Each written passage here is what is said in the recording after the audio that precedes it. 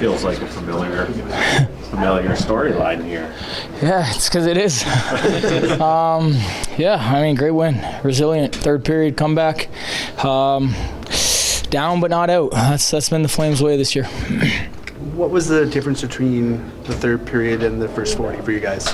I don't know. Maybe a little more pressure. Started to get a little more aggressive and take our shots. I feel like we passed up some opportunities in the first 40 minutes, and we knew we were due for a power play call too in the third. So a power play had to be ready and got us a huge goal to tie the game. You obviously have a knack for these goals, Nazem. Compared to say the first period versus the third period overtime, how different is your mindset in those clutch moments? Really not much different. I'm always trying to go out there and attack and try to make something happen offensively with, being responsible and not give anything up defensively. And I think lately we've been able to do that. So, I mean, obviously, once overtime comes, I, try to give myself a little extra juice to step up for the guys in the dressing room. But, mindset doesn't really change much. With the exchange with you and Montour, that just fuels your fire, doesn't it? Like, you'll take that and use that every time. Yeah, I mean, well, if I got the 5 anyways, I kind of wish I dropped my gloves and gave him a little something. But, I kept him on, trying to stay out of the box, and ended up finding myself in there, which I disagreed with. But, I'm glad it worked out.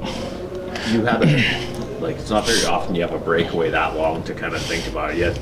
Kind of open sailing for most of the ice. What's going through your head knowing the game's on your stick there? Finish the game.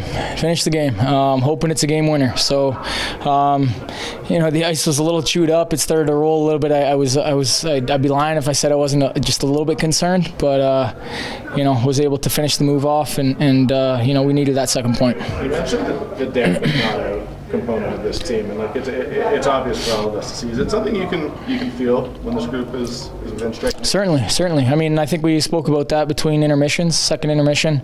We're pretty poised and composed if we're in that type of situation, because it's familiar to us, and obviously being at home, we've done it on the road, which can be incredibly difficult. And we were at home today. We always had the belief that we were going to tie the game. What turned the game in the third?